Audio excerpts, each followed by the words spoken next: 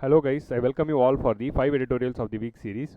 So in this video series, we will be picking the 5 important and most relevant editorials which came in the Hindu in the last week. So these editorials are picked in such a way that they are relevant for the UPSC Civil Services mains exam preparation. So we will be identifying the important points in the editorial and we will be discussing the editorials in the detailed way. So let us go into the video. So in today's video, we will be discussing the article about the criminal contempt which was written by AP Shah. So it came on 27 July on Monday. The second article is about the India's foreign policy in the neighborhood region written by Stanley Johnny, which came on 28th July on Tuesday. On the same day, there was another article regarding the nutritional security on 28th July, and it was about the nutrition and the balanced diet. And the third article is about the cyber insecurity, and this was written by none other than Syed Akbaruddin, who is the India's senior most IFS officer.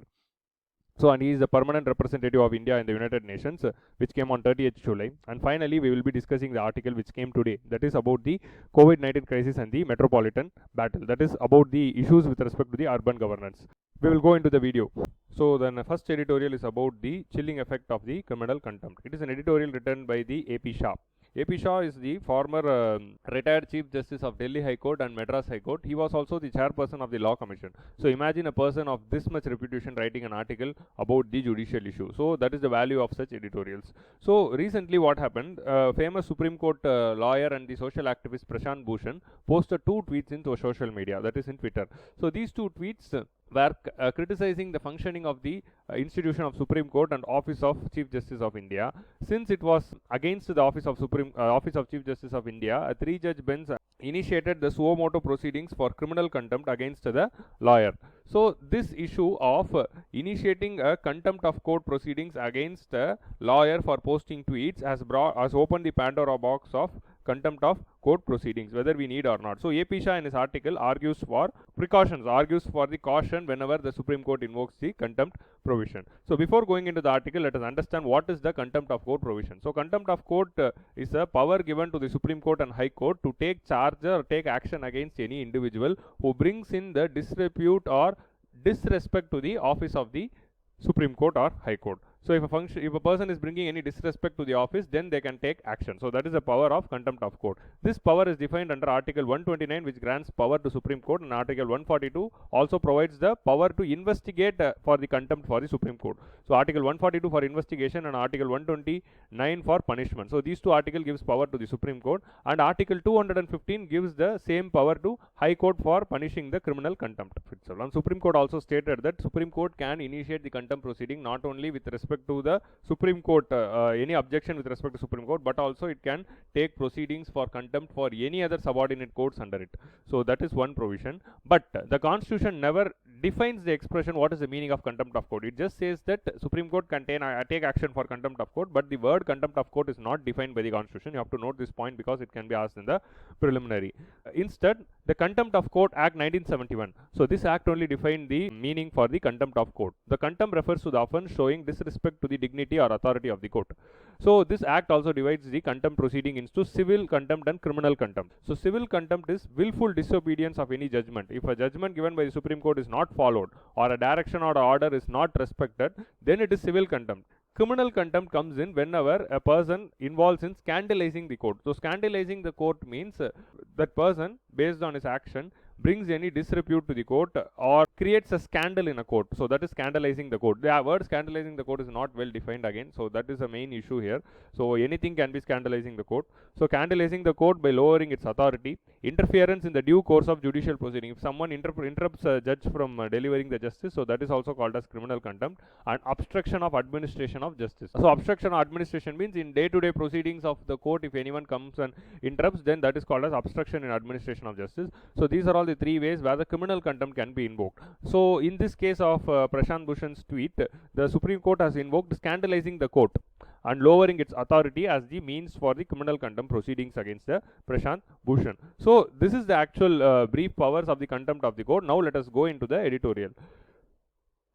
So in this editorial, AP Shah argues that it is time to revisit the idea of scandalizing the contempt law, and ensure the judicial accountability. That is, we should bring in this concept called judicial accountability. Whenever if a person is criticizing Supreme Court for any of its function, Supreme Court, instead of investigating the issue, if it is just punishing the person for the contempt, then that opens the issue of accountability of Supreme Court, whether the Supreme Court is really good or not. So that question also comes under the people. So people will be criticizing the court only if it is not investigating and not when some random person is just putting the tweet. So what is the point he is putting in editorial is that civil contempt is of course needed. If a Supreme Court is passing an order or High Court is passing an order, if a person is not following the order, then surely we need to take action against the person. So then only we will, then only the order of the Supreme Court will have any value. But what is the need for the criminal contempt? So that is what the author is asking. A.P. Shah in his article, when he was, what he says is that he draws a parallel. So India inherited the provision of the contempt from the England. Okay, so we inherited that from the British jurisprudence, but the same British government abolished this contempt of court provision from their jurisprudence in 2013. So it was abolished in England completely in 2013, and Canada, which also has the similar provisions, uses the contempt only for real immediate dangers. That is, because of the tweet, if there is some danger happening, if there is some immediate issue arising, means then only they will be using, not for just some random tweets and all. See, USA also decided to not to invoke this contempt for any comment against the judges. So the citizens of USA are entitled to pass any comment against the judges and any comment against the judgments. So it will not be invoked for any comments against the judges or the judgment. So this is the provision of USA. So when three democracies of the world have abolished these provisions, why not largest democracy called India still having the provision of criminal contempt? Why are we keeping the justices against any criticism? Even justices of the Supreme Court and High Court are also human beings, and they are also subjected to commit any offenses. They are also human beings, and they might be also corrupt in some cases. So why we are keeping them above all criticism? They should all be criticized because it is democracy and people should have the rights to criticize the judges. So that is the logic behind the abolition of this criminal contempt in England, USA and Canada, and India should also follow. That is what the author is arguing. Author is asking us to revisit the test of contempt. What amounts to contempt? That should also be revisited. We need to provide a detailed provision of what are all the things that will lead to contempt. Only if it is properly defined, we can use it in a proper way. Whether the action in question actually obstructs the court. It should actually obstruct, like they are following in Canada. So then only we should invoke this contempt provisions. So the next point, what he is telling, in this era of social media, where each and every individual is becoming a journalist, the social media has indeed revolutionized the democracy. So in this time, it will be the waste of time and energy for Supreme Court if it goes behind each and every tweet. And imagine the backlogs which the courts have. Almost there are 3 crores cases are pending before the courts, and Supreme Court itself has more than 53,000 cases pending. If 53,000 cases are pending only in the Supreme Court, this contempt case against this lawyer for his tweet is needed in this time. It should focus on providing the justice to people instead of just going behind the simple criticisms. So that is what the author is arguing. And the finally, so these are all the 4 points which we can quote for the mains, but the 5th point, author quotes 2 examples. These 2 examples we can use either in our answers wherever if it is relevant, or we can quote it in the essays. So one such quote which the author in this editorial gives is the famous quote given by the Justice Krishna Iyer: "Law of contempt is having vague and wandering jurisdiction." So we can note this line. So we can just note down this line. We cannot remember this entire quote for our answer. We can just note down this line. The law of criminal contempt is completely asynchronous with the democratic system, which recognizes the freedom of speech and expression. It is completely asynchronous. So we can note this word and we can write in our answer, and we can quote it in the name of Krishna Iyer. So we cannot directly criticize the Supreme Court. We will criticize with the help of Krishna Iyer, because he was also a Supreme Court judge. So we can use him here. So that's how we have to write our answers. The contempt of court law is having uncertain boundaries. Regardless of any public good, it may unwittingly trample upon civil liberties. So contempt law may unwittingly trample upon civil liberties, another thing which we can note from the Krishna Iyer's quote. So this is one thing. Another thing which the author mentions is about the example of the spy catcher case. In the spy catcher case of UK, after the judgment came, one of the famous newspapers of UK called Daily Mirror published a cartoon with the images of the judges and with a quote called "You Old Fools." So this was the cartoon which came. for that, when the reporters asked the judge regarding this, the judge said that the Lord Templeton was the judge. He replied that I cannot deny that I am old. That is truth. Whether I'm a fool or not is a matter of perception of someone else. There is no need to invoke contempt. So this should be the maturity of the judges. Judges should act with such maturity instead of simply invoking the contempt proceedings for minor things. So this was the final example which the author quotes. Indeed, we can note down this example, and if we get an opportunity, we can also write in the essays.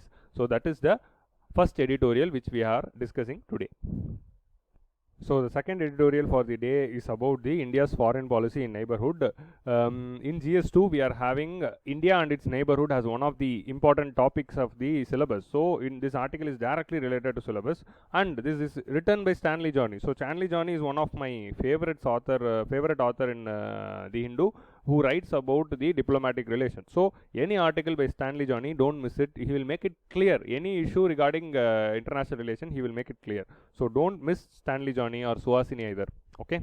So we will go into the article now. So this article talks about the how India should handle its neighborhood. So recently, due to certain reasons, India's neighborhood is not friendly to us. We have lost all our friends in our neighborhood. So now India should reconsider its diplomatic trajectory in the neighborhood. So that is the basic premise of this article. So this article quotes the contrast, how the relationship of India and its neighborhood was there before and how it changed after. Like for example, so there is a shift of relations. Like India is having historically good ties with Nepal, so that is one thing. And Nepal was one of our closest ally. And then with respect to Bangladesh, Bangladesh also had some good link. Both Bangladesh and Sri Lanka always had some goodwills of India because India provided a lot of loans and investments there. With respect to Afghanistan, India was one of the largest investors there. India constructed a parliament, Afghanistan's parliament. India constructed a dam there. Now India is constructing the roadway project there. With all this help, Afghanistan also had goodwill with India. And most importantly, Iran. India was closely coordinating with Iran for construction of Chabahar port. Okay, and the relationship with China was also growing because both India and China were considered to be the important powers, and the future of Asia was with both India and China, and their economic relations also was blooming. But what happened now? So cut to the present. India is perhaps at the gravest national security crisis. At the one side, China has changed the status quo on line of actual control. So China has also changed the status quo, and almost 20 Indian Jawans have lost their lives. That is after 60 years. So that is a grave concern. Then at another side, SAARC is not at all functioning. So neighborhood is not in a good state at all. Another area, Nepal has turned completely hostile. So once the Nepal was close friend to India, now it has turned completely hostile against India, and Sri Lanka is also slowly moving towards the China ever since the leadership of Rajapakse. And finally, the Citizenship Amendment Act. Ever since the passage of Citizenship Amendment Act, Bangladesh is not having good relationship with India. Bangladesh is little bit irritated because of it. And finally, what Iran did now? Iran just left alone India and started the Zahad and Chabahar railway link project. So all the relationship in the neighborhood, once it was very good, now it is weakening.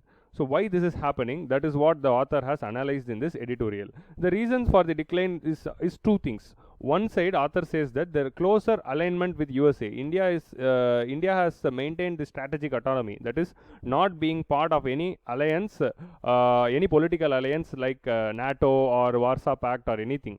So India was never part of the Cold War. India was neither in the USA camp or USSR camp. India maintained the strategic autonomy and focused on non-alignment. But in the recent time, India is getting closer to USA. So India getting closer to USA and almost becoming as an ally of USA is one of the reasons for this crisis. Another reason for the crisis is we have brought in a lot of domestic policies with the local audience in the mind, with the local electoral politics in mind, ignoring the foreign policy ramification. So domestic policies which have created the diplomatic mishaps. So what are all the domestic policies that has created the foreign policy ramification? So these are all the two reasons we will be seeing in the editorial. The first one is US-Iran sanctions. So relationship with Iran mainly deteriorated because of India-US relationship. India signed the Chabahar port project in 2003, but when the Bush government invoked the sanctions against Iran in 2004, we left this Chabahar port project. So we left this Chabahar port project and we never minded it, and Then in 2015, when Obama administration signed the nuclear deal with Iran and cancelled all the sanctions, then we started the Chawar project in 2016. Again, when Trump administration brought in the sanction, again we left the relationship with Iran and we stopped buying oil and we reduced all the economic relations. Likewise, there is a pendulum between the India and Iran relations with respect to the changes in the US stance against Iran. So India's relationship with Iran is completely controlled by USA. So when India's relationship with Iran is controlled by USA, then naturally Iran will also want to move out of India only. So Iran will not be happy to have India in its diplomatic relationship. So India should gain its strategic autonomy back. We should not give our foreign policy autonomy in the hands of USA. So that is what the first point says. So the second issue, why the relationship with China deteriorated, is we all might be thinking, what the author is telling, that we all might be thinking that China wants to get back its territory. So in order to get the territory, it is coming. But reality is not about territory. China is attacking India now because India is becoming closer to USA. It is by attacking India, it wants to send a signal to USA. So this is what was happening in the Cold War time. In the Cold War time, what there used to be, USA and USSR had the dispute, but they won't fight directly. They will find another nation where they both will be fighting. So now Indian territory has become a place of Cold War between USA and China. So since India signed a lot of defense deal and getting closer to USA, this has irritated the China. So that is one more reason why China wants to attack India to send message to USA. That is the reason why China has turned hostile against India, and India is losing strategic autonomy by becoming closer to its USA, and India is also becoming a ground of new emerging Cold War between USA and China. So this is the issue, second issue which he is mentioning. Next, India bringing the Citizenship Amendment Act and proposal of National Register for Citizen (NRC) has irritated both Bangladesh and Afghanistan. By bringing in Citizenship Amendment Act, indirectly it is telling that Bangladesh and Afghanistan are persecuting the religious minorities there. So that has irritated it diplomatically. On another hand, bringing in an NRC and Citizenship Amendment Act will make a lot of Bengali Muslims as non-citizens, and they might be forced to move back to Bangladesh. So without consulting with Bangladesh, how can they bring in the Citizenship Amendment Act and NRC, which might lead to a very big refugee crisis? The fear of refugee crisis has irritated Bangladesh, and at the same time, India denied the citizenship to Muslims under Citizenship Amendment Act. There are many Muslim communities which are being prosecuted in this region. Like for example, Dawoodi Bohra community is being prosecuted. Then Ahmadiyya Muslims are being prosecuted, and they are not considered as Muslims at all. And Shia Muslims are also being prosecuted by the Sunni Muslim dominated regions. But they aren't given the citizenship. So that is one reason. So bringing in the CIA and NRC has irritated both Bangladesh and Afghanistan. And finally, Section 370 was abrogated on August 6, 2019. It is almost going to become a year. And this has damaged the India's reputation. So as a responsible democratic power, see, ever since the past 70 years, India has this glorious image of a respectable and responsible democratic power, but we abrogated the Article 370 without consultations of the people of Jammu and Kashmir. We abrogated that when the president rule was on in Jammu and Kashmir, and it's been years since we stopped the internet connections and 4G connectivity, and still it has not been restored. Many political leaders are in house arrest for over a year now. And India says that it wants to control the violence, but this abrogation of 370 has not brought down any violence. In fact, after this August 6th only, the violence in Jammu and Kashmir has increased. It was also being testified by the Lieutenant Governor of Jammu and Kashmir himself. He himself said that the violence has increased. So the Article 370 abrogation has damaged the India's reputation as a responsible democratic power in the world arena. So this is one issue. Again, finally, the high-handedness on Nepal. So India, during the 2015 constitutional crisis of Nepal, India and Nepal had this economic blockade, and India showed a little bit of high-handedness with respect to handling that issue. India wasn't sensitive for the demands of the Nepal. So that high-handedness has turned Nepal into an hostile nation. Nepal was a very close Himalayan friend, but it had become hostile ever since the Nepali blockade. So that is one reason. So finally, the SAARC, that is the South Asian Association for Regional Cooperation, which was established for the cooperation of India and its neighbor in the South Asia, is nowhere in picture. SAARC meetings are never taking place. So all the 8 nations of the SAARC are not at all thinking about the SAARC, and they have deserted it. So without SAARC and all this relationship deteriorating, India should reconsider its diplomatic trajectory in the neighborhood, and okay, then only we can have a peaceful South Asia. So that is what the Stanley Jani is arguing in the article. So next article is from Madhura Swaminathan. She is a professor and statistician from the Indian Statistical Institute, Bengaluru. So she talks about the nutritional crisis of India. So in her article, what she says is that majority Indians cannot afford a balanced diet. So we all know this, majority of the people cannot afford a balanced diet in India. So it is a known fact. But this article is important because they are giving a lot of facts for us to prove the statement. We know that majority of Indian cannot afford a balanced diet, but in this article we are getting the facts which proves the statement. So these facts we can note down and while writing the answer with respect to nutrition. So when the question related to poverty in GS paper 1, GS paper 2, or in GS paper 3 also poverty is there, in all the 3 paper if the question related to poverty comes, we can quote these facts given here with respect to nutritious diet and the poverty in which the people are suffering. So what she says in that article is that so there are millions of people above the poverty line of $1.9 a day, which is given by the World Bank. They are not able to access the healthy or nutritious food. Okay. So recently the FAO, that is Food and Agricultural Organization, released a report called SOFI 2020 report, or State of Food Security and Nutrition report. So note down both the names because in preliminary they can give both. They can either give State of Food Security or they can also give SOFI. So note down the both. So this can be asked in preliminary. So according to this report, there are millions of people who are above poverty line. See, people below poverty line cannot afford the food, that is a different thing. But people who are above poverty line also not able to afford the healthy and nutritious food. So that is the main finding of this editorial. And in this editorial, she is also quoting some facts. So one important statement which she gives is, lack of nutrition in India is mainly because of unaffordability of good diet. So in India, the lack of nutrition is not because of the food habits or the cultural practices of the people, but because of the unaffordability. People are not having enough money to buy. So that is the main reason which she is quoting. So next, in this FAO's report, they have classified the diet into 3 types. So we can use this diet classification of 3 types in our answer writing also. So they have classified diets into 3, like types of diet can be classified as basic energy sufficient diet, then nutrient adequate diet, and then finally we are having the third classification of healthy diet. So these are all the 3 classification of the diet, and what in this report what they are telling, they are identifying how many people are in these 3 categories, are able to afford this category, and what is the money needed to afford this. And we can use this data whenever we are writing answers. So this might increase our quality of our answer. So that's why I have chosen this editorial, because nutrition related questions are increasing day by day in the UPSC examinations. So the first type of diet is basic energy sufficient diet. So this diet is classified based on mainly the calorie intake. With just calorie intake they are classifying it, that is 2329 kilocalorie, either from rice or wheat is enough. So you just need 80 cents to buy it. So 80 cents means it is roughly 60 rupees a day. With the 60 rupees a day you can buy this basic energy sufficient diet. The second classification is nutrient adequate diet. In this diet is mainly based on whether you are taking in the macro and micronutrients. So diet is not only about getting in the calorie, we should also take in the macro and micronutrients. So whether we are taking in the 23 macro or micronutrients is what this diet is about. So here we need to spend roughly $2.21.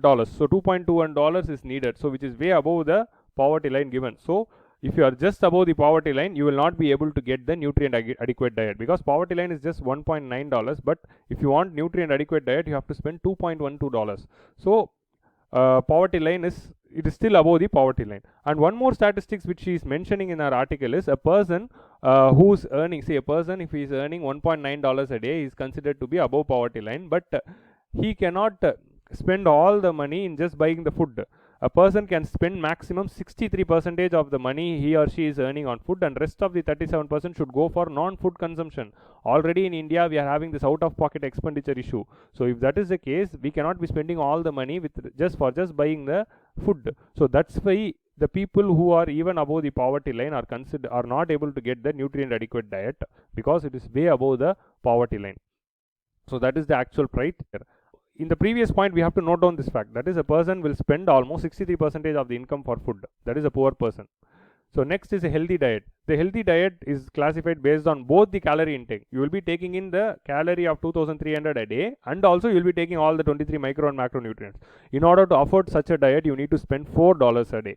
So which is more than double the poverty line. So that is what this article talks about. So this is the grave inequality with respect to the poverty which is prevailing and the diet which we are taking. So we can note down all these 3 points and we can draw this as a flow diagram or flow chart in our answer, and it will increase our quality of our answer. See, now let us come to the case of India. In India, so World Bank consider $1.9 as a poverty line, but India we consider the Tendulkar Commission's report as the official poverty line, which says that 33 rupees for urban area and 27 rupees for rural area a day is the poverty line.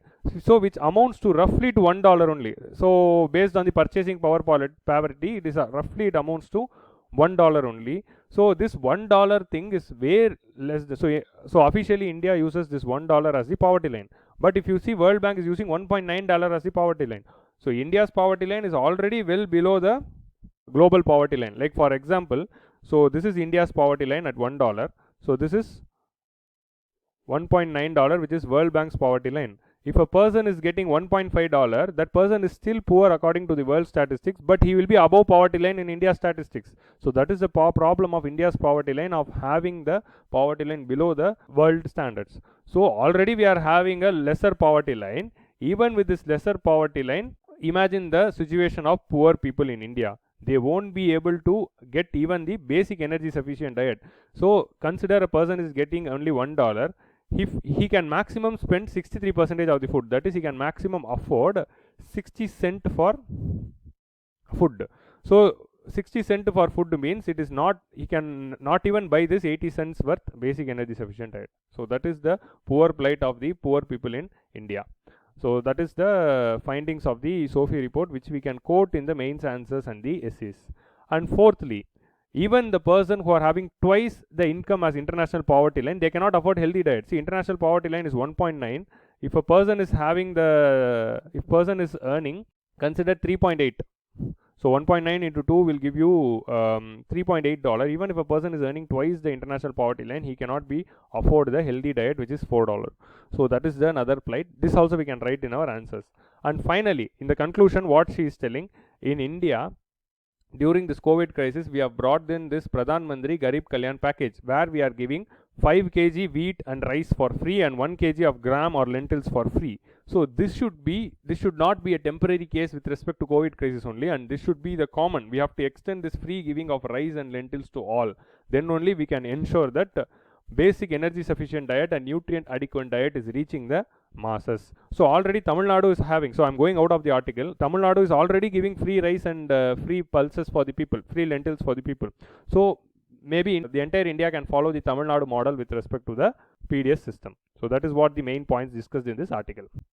So next editorial is about cyber security. So this cyber insecurity editorial is written by none other than Syed Akbaruddin. He is one of the topmost Indian Foreign Service officer, one of the senior most Indian Foreign Service officer, and indeed an inspiration for all of us.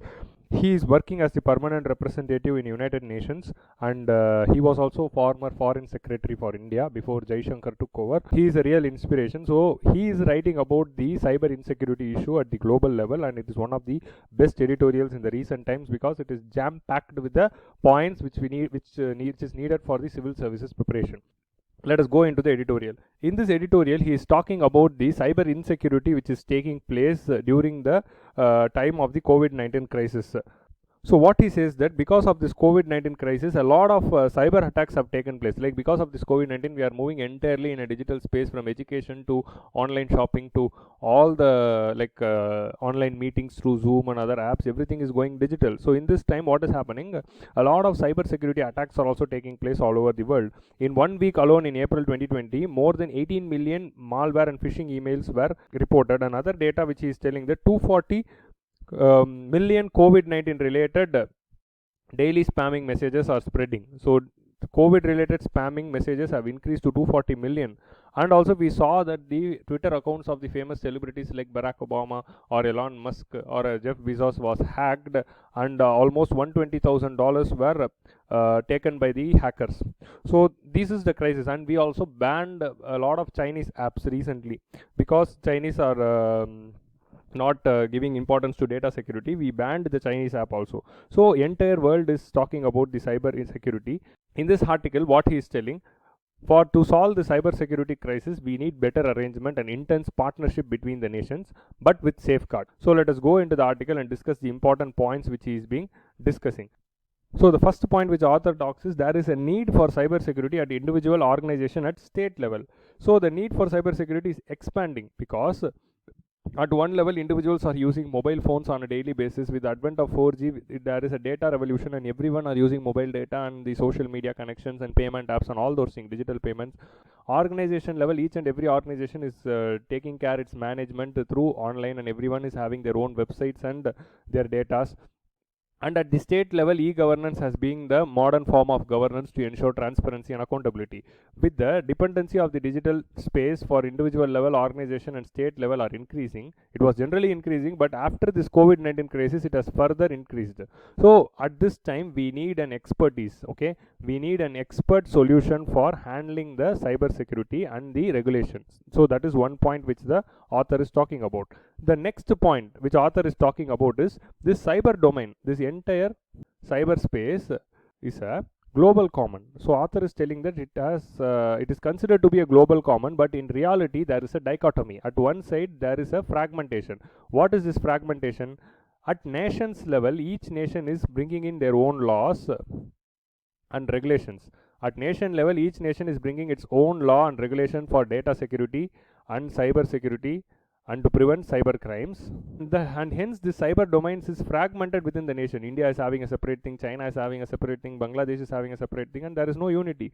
On the other hand, if we want to regulate the cyberspace, the users of the cyberspace are in one nation and the servers are located in other nation. Like for example, all the Amazon and Google servers are located in United States. Facebook servers are located in United States, but the most of the users of the Amazon, Google and Facebooks are in India. So this is another thing. In order to ensure cybersecurity, we need a interstate cooperation. The cooperation between nations should come. So at the one side, we are thinking it is a global common, but it is fragmented within the nation. On another side, we need the global level coordination between the nations to ensure the cybersecurity. So this dichotomy has created the regulation of cybersecurity a very big problem. So that is what the author is mentioning. Difficult to regulate the internet, as since it is no more global common, and physical infrastructure is spread over many nations. Hence, we need a multi-stakeholder approach.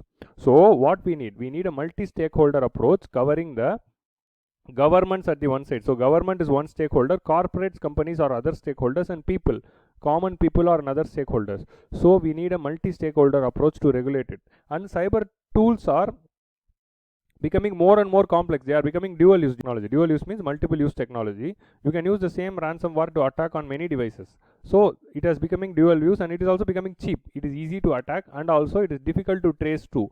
So when such complexities are increasing, we need a multi-stakeholder global common approach. Okay, we need a multi-stakeholder global common approach. And also the author is asking for a establishment of a global organization. Like for health, we are having a global organization called WHO. So for agriculture, we are having an organization called FAO. Likewise, for cyber security, what organization we are having? We are having no organization. For internet regulation, what organization we are having? We are having no organization. So we need a global organization to regulate, monitor, assess and advise the cyber domain. Okay, we need to make global norms which balance both. So global norms should be in such a way that it is balancing both the national security and transactional connectivity. National security should be ensured, of course, but at the same time, it is a globalized world, and transnational connectivity also should be ensured. And this both should link with cyber security. So we need to balance the global norms in such a way that it is ensuring national sovereignty and transnational connectivity and cyber security. So we can draw these things as flowchart in our answers like this. We can draw a flowchart like this and put arrow marks like this and global organization. This global organization would balance national sovereignty, transnational connectivity, and cyber security. Likewise, we can write in our mains answer to improve the presentations also. And fourth, next he is coming to with respect to India. So majority of the next billion mobile users. So next new mobile billion users of mobiles are majority of the people are going to come from India, and hence India plays a precocious role in the cyber security domain. So now he is giving two set of points. What are all the steps taken by the India is listing, and what are all the steps needed to be taken he is listing. At the world level we need this organization. At India level, what we have done, we have established an organization called CERT-In, which takes care about the cyber security attacks. It is Computer Emergency Response Team India. So study about the CERT-In for preliminary point of view. So that takes care of any cyber security attacks against India, and it responds it. Next, United Nations has established a group of government experts. So United Nations has established 6 group of government experts to devise laws for cyber security. So United Nations has already started this job of making laws of cyber securities among nations. So India, so it has created 6 group of government experts, and India is part of 5 groups. So India is taking part in an active role. See, he is a United Nations representative, and he is mentioning these details. And also United Nations has started an open-ended working group. See, this group of government experts is only restricted for few nations. Not all the nations are taking part in it, but this open-ended working group of United Nations is open to all, and more than 100 nations are taking part in it. These two, in both the United Nations initiatives, Government of India is participating. So note these two initiatives for the prelims point of view. That is another thing which you have to note. And finally, we have joined SCO. In the Shanghai, SCO means Shanghai Cooperation Organization. In this Shanghai Cooperation Organization also, we have established a special protocol for cyber security. So Shanghai Cooperation Organization is a group of Central Asian nations, Russia, China, India, Pakistan. So we are coordinating among the Central Asia and South Asia. So here we have established a special protocol for cyber security. So that is one thing to be noted. And finally, India also joined the Christchurch Call of Action. You will remember few years back, a terrorist entered a mosque in New Zealand and started shooting at the people who were praying. So it took place in the Christchurch, New Zealand. So what happened? That terrorist, when he was shooting, he was streaming that entire attack live on Facebook. So that led to bring in this Christchurch Call of Action. In this Christchurch Call of Action, the government of New Zealand decided to bring in the global cooperation to prevent the cyberspace from the terrorists. So to prevent terrorists from using cyberspace, we know in recent time this growth of terrorist organizations like Islamic State and other organizations is mainly because of social media, and they are using this internet space for their own growth. For controlling terrorism, we should also control the this cyber domain and social media. So this Christchurch Call of Action aims at blocking the access of internet to the terrorists. India has also joined and become a part of it. So learn all this initiative with respect to preliminary point of view. So India has joined all these things with respect to cyber security, and he is also giving a few recommendations also.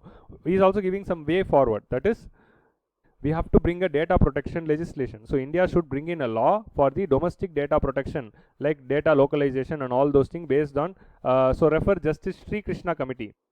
So we are having a Sri Krishna Committee and its recommendation for this domestic data protection legislation. So see that you will get the understanding. Next we are having this engagement in Paris Call initiative. This Paris Call initiative is a French-led initiative where more than 78 members have become part of it. This Paris Call aims at bringing the nations for cyber security cooperation. Almost 78 nations have become part of it, and they are making treaties and laws with respect to cyber security. So that is one Paris Call initiative, and India should join this Paris Call initiative. So that is one recommendation which he is giving. Another thing is we have to accede to Budapest Convention. So this Budapest Convention is a convention on cyber crime.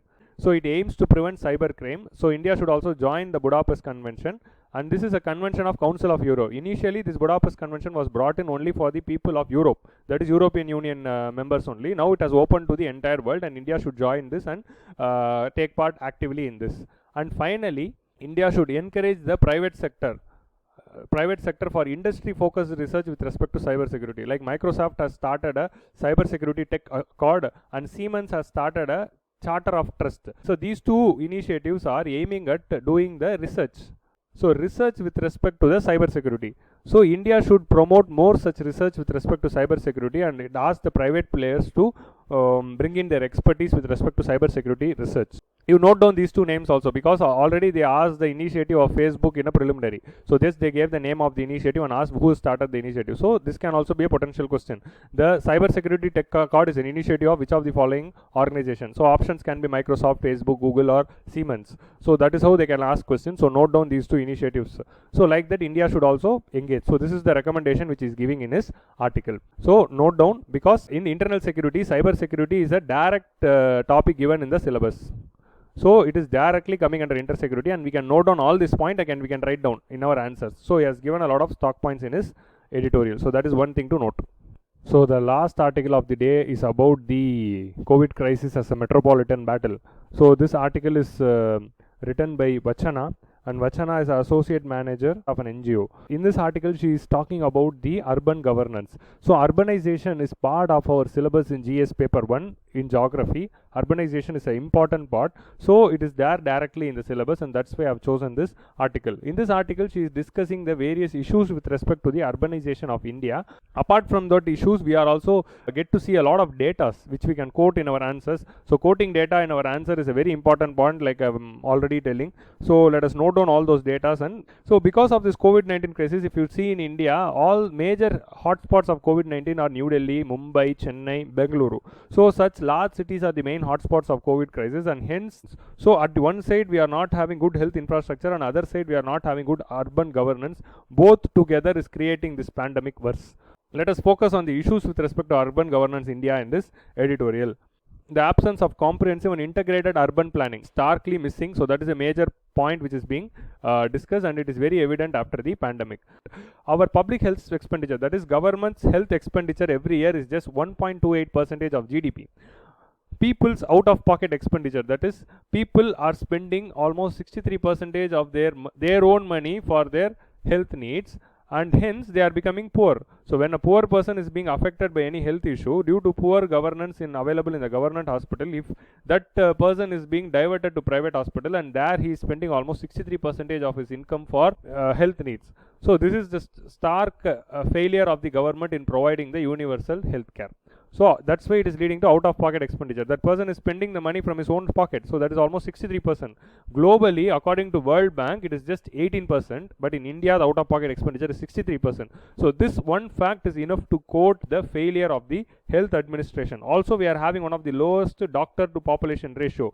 We are having one doctor for every 1457 population, but World Health Organization says that we should have 1:1000. We should have one doctor for every 1000 population, and there also we are lacking with respect to the health infrastructure and facilities. So that is one stark point. That is one reason for worsening of the pandemic. On another side, urban governance is another reason for worsening of the pandemic that she is discussing.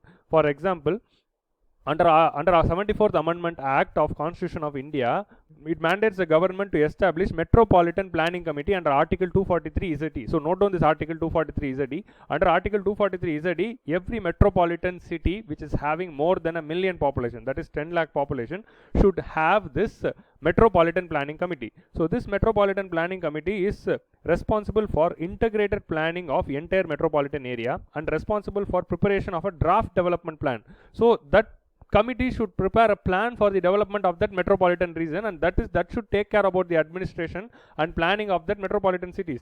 Even though the constitution has mandated us to start such metropolitan planning committees, we haven't created. Only 9 out of 18 metropolitan cities in India is having this MPC, and all those 9 also it is only existing in paper. The state government is reluctant in transferring the power. So such is the case, and that is why the urban planning is becoming a failure. So that is one main reason. Another reason is weak financing. Weak financing here means revenue to expenditure ratio. That is, it is a ratio between the revenue which the government is earning and the expenditure that they are spending, which is 47% for Bengaluru city. That is, out if 100 rupees government is spending, only 47 rupees is coming as revenue, and rest of the 53 rupees they are getting as the debt. So that is the revenue to expenditure ratio, and it is very stark. So cities are having weak finances, and that's why they are struggling. That is one dimension. On another dimension, officers to per lakh population of Mumbai. So Mumbai has 938 officers who are working in our urban governance for 1 lakh population. But in worldwide, for example, Johannesburg is having 2,900 officers per 1 lakh population, and New York is having 5,446 officers per lakh population. So personal level also there is a stark mismanagement. So what we can do, we can note down these facts and we can quote it in the examination. So you no need to remember the exact fact, just roughly you can remember and you can quote. So that is one thing.